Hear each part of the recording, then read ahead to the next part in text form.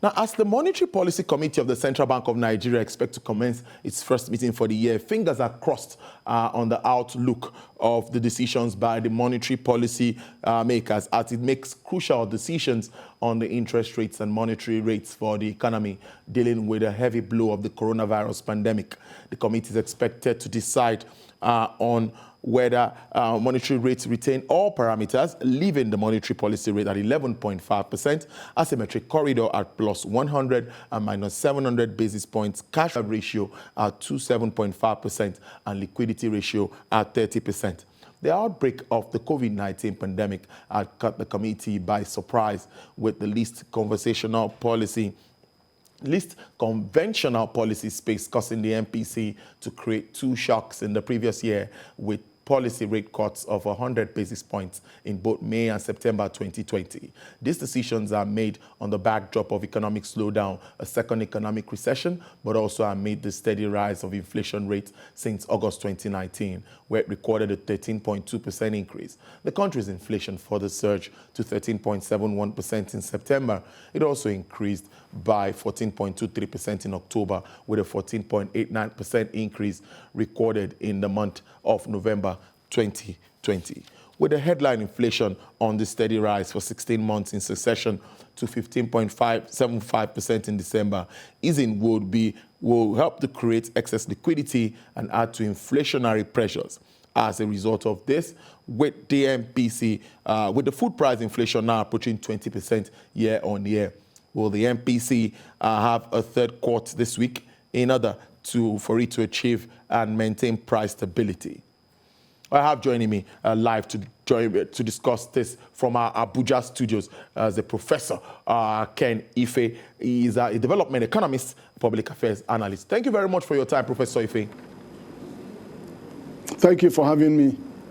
Yes, Prof, I'm going to start this way. What do we expect? A lot of projections, a lot of comments from analysts, everyone saying there might be a retention, some say there might be a shift because of what we have with inflation at the moment. In your view, what's going to happen? This is the first meeting in 2021. Well, there are three parameters that they have to make decisions. One is the cash reserve ratio, which is 27.5%. Then there's the liquidity ratio, which is at 30%. And then, of course, the monetary policy rate, which is at 11.5%. I don't envisage that they will tinker with the other two, the cash reserve ratio and the liquidity ratio. Because to be honest with you, those ones are tighter on financial system stability. And the banks are fairly stable, because you haven't seen any dramatic change in the non-performing loans. You haven't seen any dramatic change in the cash adequacy ratios. If anything, they've been improving in line with the prudential guidelines, even in the COVID era, where significant injections have gone in and a lot of restructuring of loans and all that stuff. But they still did not alter the fundamental. The banks are all posted profit. I haven't seen any of them going into loss or any major thing. So it's really now down to the 11.5, the monetary policy rate. Now, it's difficult for me to suggest that they should increase that, because I have looked at the figures for money supply, the money supply aggregates. I've looked at it over the last quarters with inflation. And to be honest with you, most people simply look at the composite price index, which is the headline inflation. And even with them, what I see there is not a good correlation to show me that to say that about 30% or more would come from money supply. No, I don't see that money supply is critically important to the inflation that we are having. Instead, when you go into the inflation proper and disaggregate the inflation figure, you are going to see that the core inflation, which excludes the farm produce, because in food basket has farm produce and processed food. Processed food is still part of the core inflation and headline inflation. So, but when you look at the headline inflation for 3 years, the core inflation for over 3 years has been on single digits. It's only in the last few months that it came over and is now at 11. 11 point something. So it stayed there. And the movement on it is very, very uneven. So it's not likely to be, you can't see any link between that movement and money supply. So where you have to see some major differences, if you look at composite index, which is at 15 plus, there's a 4% distance between that and the core inflation. But when you look at the actual food sub-index basket, is 19.75, is almost 20%. That is a gap of over 8%. That tells you that the issues around this inflation are more to do with food, farm produce, not even processed food, farm produce. And when you now come to say, okay, look at urban index. Urban index is for the second time or so. It has gone above composite price index, very unusual. But when it does that, it's always going to be over rural index. But when it goes over CPI, it now tells you that much of the area, the theater of the increase in inflation is the urban areas. So then transport comes in. Transport, you can see the rise in transport costs because of energy costs going up and all that. So you can see all that playing into a sharp rise in the urban sub-index. But having said that, though, you have to look further in. You see, there are different types of inflation. Now, there's imported inflation, which is to do with forex-related issues, and when people are importing things, and you can't stop them from importing, but they're transferring the inflation straight to the users. So you can see that pass through, the inflation pass through. So, but then if you look at food is where the problem is. You have conflict in all the regions, and all of them are impacting on food supply. You have flood. We had flood in many parts of in our River Niger basins and the Benue basins. We have flood that affected. We have border closure, which was protracted to the point that even 2 months ago, onions rose from 500 to 3,000 naira. And then as soon as the border was opened, I went to market this morning. The onion has come back to 800 naira. In fact, they were begging me to buy it at 800 naira. Can you imagine the drop from 3,000 to 800 naira? So you can see some of that. So now, apart from that too, remember that the impact of the crisis is that there's a shrinkage, continuous shrinkage in the agroecological footprint. And we are replanting a shrinking footprint. So what CBN has done in the intervention methodology is to do end-to-end intervention. So they are now doing land clearing to bring more land under cultivation, and then also doing mechanization, and from mechanization to input, having service providers that provide the fertilizer, herbicides, insecticides, and all the way through processing, aggregation, produce aggregation, all the way to market. That is an end-to-end intervention, and that is very useful. And they targeted some value chains, the 10 agro value chains. And I hope that they can extend that to all parts of the country, and they can also address some other value chains, especially the ones that are exportable. For example, some of the herbs and medicinal herbs and all the herbs that you can export, and some of the grains like sesame seed and ginger. So I think they hope they could get that, and then also that they can tie micro-processing, or what you call cottage industry processing at world level. You have about 10,000 watts at world level, so that as these people are farming, over 4 million farmers are getting money based by BVN to 1 man, 1 hectare. If we can tie the agro-processing to them at that level, then the 4 million, if 1 million of them can get extra 100,000 to buy some processing, then you are going to see job creation, retention of jobs in the country, rather than exporting grains and exporting the jobs. So that is very, very critical to alter the challenge that 30 to 70% of what we produce never make it into the food chain, even though we are the biggest producer of food in Africa.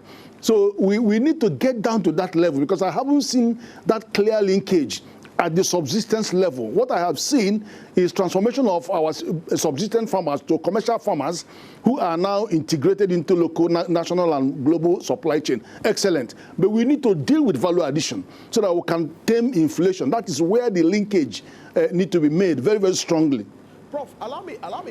Let's look at this time where all eyes are on the central bank also to help pull the country out of recession. I'm worried. Some are saying we cannot continue to use the traditional monetary policy, that we must move away from that to be able to address this challenge that we face at this time. Like you've identified, we are grappling with weak currency, removal of subsidy, and also ban on some of our produce. What role do you see the CBN playing in all of this? Well, but CBN is the driver of all the things you've just said. CBN is the one driving them. But what I have to say is this. The financial terrain has changed slightly. For example, we were running a very high interest rate regime, hoping to attract foreign portfolio investment, and in fact also some FDI. But that is exited now. If you look at the capital importation, in 2018, we had $17 billion, 2019, $25 billion, and 2020, we'll be lucky if we finish with 10 billion, because first quarter was 5.8 billion, 1.5 billion the second quarter, 1.4 billion the third quarter. So give and take another 1.5 and we will hit 10 billion. So it is declining. And there's an exit of the foreign portfolio investors. It's nothing to do with, you can notice that they started exiting from the second quarter, which is when COVID came. And they headed to America in dollar. And after that, from there, they jumped to Europe. They are hovering around looking for where they can get a positive interest rate. And at the moment, we don't have positive interest rate, because our inflation is as you saw, almost hitting 16%. While in terms of lending, when you look at the treasury bill, the government treasury bill, which has been a major attraction for them, is doing at less than 1%. The 90 days, 182 days, and 1 year, all under 1%. So how can you invest your money here to earn 1% when in the end of 12-month period you have an inflation of is about 15? So you're going to lose 14% just by trying to invest. So there's no such sentiment in an investment. They don't want to do it. So what you now have to see is there are more things that have happened. Apart from that, then you also have CBN exiting the private sector from open market operation. So the combination of both of these is that there's liquidity in the private sector. Now their response was looking for where to invest. They went in, a lot of them went into capital market, and you saw how we were voted at #1 by Bloomberg. But my concern in that exodus is this: if the money going to the capital market is actually being invested in the productive capacity to produce, then that's fine. But if it is going in there to be harvested, and then you're going to create a bubble because you are simply overrating the capital market. It's a bubble. The bubble will burst sooner than later. You know what happened in 2008. But also other good news is that commercial papers from the corporate and corporate bonds are coming in at 5%, 6% or something reasonable. Now, capital is very cheap for them. And I would hope also that the infrastructure company, PLC, which is going to be floated for 15 trillion naira, should come now when money is cheap, so that they will start doing the business of taking this big infrastructure away from federal government, and the government can reduce the external borrowing and focus on social inclusion agenda. You know, all this energy, education, and health, and all that area, and agriculture, of course. Put more resources in agriculture. Now, the danger is this: if we are leaving CBN alone to be doing all this. Yes, it's reaching about 4 to 5 million farmers, yes, but there are 44 million SMEs in Nigeria. We are half of the SME in Africa, 90 million FMEs in Africa. Nigeria has half of them, even though we are 18% of the population of Africa. So it tells you that entrepreneurship is an area of latent political competitive advantage in Nigeria. We have to support these SMEs. You cannot leave it all to the CBN. You cannot. If you leave that to the market, should be able, the other 40 million should be able to go to the market to borrow money. So that's why CBN is also pushing the commercial banks to move money to the private sector and real sector, doing it using their loan to deposit ratio, using their cash reserve ratio, using all sorts of means to encourage them to bring money to the market. And of course, I will say to you that it will further help if the MPR will come down to single digit, 10%. That's good because the prime lending rate will come down as well. So whenever the private sector now want to lend, to buy, to borrow, then they will be attracted by the fact that the prime lending rate has come down to single digit. But I can tell you, even if you go and raise the monetary policy rate, is the bank lending? They are not even lending. So why are we raising it? They're not lending. They're not lending. So that's just my view on that bit. Okay, Prof, let's now move to issues around the economic sustainability plan, which the MPC should also channel whatever the resolutions will be to help in the achievement of these goals. Now, how well do you see all of this keying together and the fiscal side also playing a role of supporting the CBN? Because like you identify, the CBN cannot have a lot in its plate to grapple with at the moment. What's the fiscal side doing to support this in the actualization of the economic sustainability plan to lift Nigerians out of poverty? Well, there are the economic sustainability plan and also even the Finance Act 2020. They're all coming together because one thing I liked about the current situation is that there is a very good handshake between the fiscal and monetary authorities. And that's how it has to be. It wasn't there in 2016, 2017. But now we have. Now, if you notice now in the current 2020 Finance 2020 Act, they are going out to set up a fund, a trust fund, and then aggregate all those what do you call it, the money from the capital market, the dividend, unpaid dividends, and then all the dormant accounts, bring all that money into the orbit so that the government can borrow against those. And of course, if you have this money in a trust fund, I know people are screaming, mainly from Lagos, if it is going to be in the custody of independent custodians, then there's no issue. Government can borrow. Government is actually a better person to borrow this money because if this money stays in the financial system and they go bust, they can only claim 50% from what they call the NDIC. But if it is with the government, borrowed by government, you get money 100%. And in fact, the government says, anytime you want your money, go and take it, come and take it. So it's not like they're going to hold it forever. No, you can go and take your money. But that is now going to be helping us to stabilize the monetary policy. And fiscal policy, because here you will reduce the borrowing from our external borrowing. But we don't have the dollars to service this debt, and the debt service is getting so high, 42% on the budget. But you know what happens? In the cost of delivering the budget, it could hike to 60%. It can come down because the money doesn't arrive the frequency. So it goes up and down, up and down. So that's why it might end up as 50, in the cost of the thing. So in all probability, there is spend going on now. We're hoping that in this month, this February, the 774,000 employees will kick in on public works. And there are many other things in the 3.2 billion package. They've increased the social intervention funds, and so there is more hope coming there. Because don't forget that there are two sides of the GDP. You have the output, agriculture, industry, what's it called, manufacturing, yes, agriculture, yes, but you can put so much money. You've seen 3.5 trillion heading there. You've seen all the other monies going in. But if you produce and there's no capacity to buy them, you are going to see even more trouble and more misery. So that's why some of the money from the fiscal authorities heading into the household, boosting household consumption, because household is about 74% of GDP by consumption.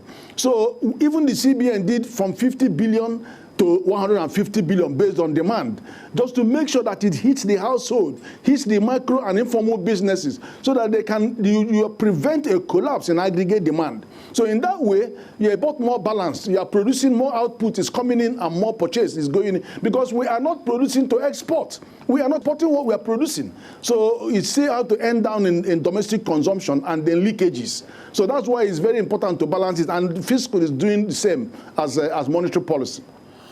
All right, let's now look at that economic diversification agenda that we've talked about. It's something that comes again to my mind. We see CBN walking the talk. We've seen a lot of efforts trying to improve the agricultural sector. You've identified that even the cotton industry, trying to localize production, even the pharmaceutical industry. What's your assessment of this move so far? Yeah, it's excellent because I know that over 200,000 metric tons of cotton has been produced. And I have actually sat into a meeting where the CBN was reading a rights act to the both sides of the demand and supply. The uniformed officers, all the various offices, NYSC, the Army, the Navy, all the uniformed officers on one side of the table, and then the manufacturer, government manufacturer on the other side of the table. And CBN dropped an agreement and asked them to sign, which they signed. And then also told them about presidential order, 003 and 005. So which commits them to buying local. So that is moving, and a lot of money has gone to the cotton associations, and I was very, very aware of that. Now, we are now hoping that we will be closing on that. But there are many more. Look at auto industry. 17 people were given license, and I know that Innocent is producing. Ghana has exported over 1,000 jeeps to America.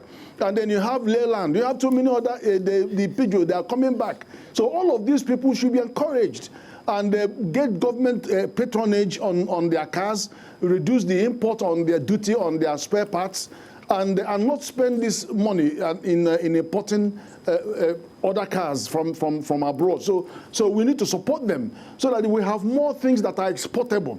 Now, somebody was showing me, I had a look at South Africa, and they are compared to Nigeria in terms of inflation and all of that. But the thing is, South Africa has a very, very diversified economy. You have to look at the diversification index of these comparator nations.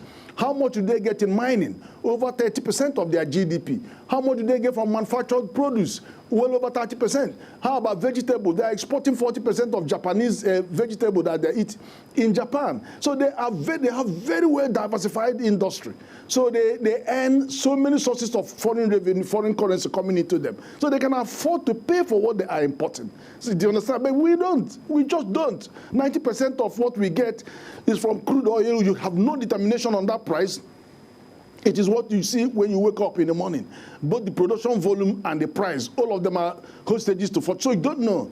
It's so difficult to plan, really, really difficult to control inflation, because anything that happens on money supply, foreign currency supply, you see it immediately on imported inflation. Because if you don't give them the currency, they will go to the black market and buy it. And you can't stop, so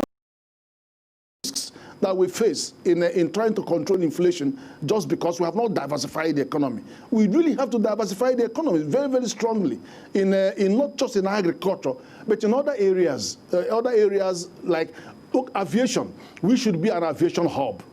We should be a maritime hub. How can we be talking about 6 deep sea ports?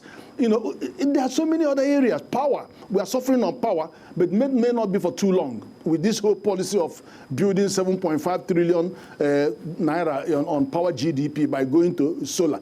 All these will begin to come together. So you have a huge convergence of policies that will not only take us out of inflation in this quarter or next quarter, but sustainably drive the resurgence of our economy. Let me give an example. The way CBN has focused on supporting technology to enter into the finance and support finance industry has made it possible for the finance industry to post huge growth in the second quarter of last year. When everybody went down, they went up. The technology investment in technology was so heavy that there were people who were locked down, yes, but they were in their homes doing their financing, doing their work. ICT has also gone sky high with 15% of the 14.5% of the GDP now, eclipsing oil and gas, eclipsing trade. So so you can see that there are some good news out of all this whole bad news. There are some good news. Indeed, there are indeed some good news. Professor Kenife, that's where we'll have to leave it today. Economist, public affairs analyst, I like your views there. And we'll see what turns out at the end of that meeting tomorrow. Thank you very much for joining us live from Abuja, Professor Kenife. Thank you. Thank you for having me. All right, Prof.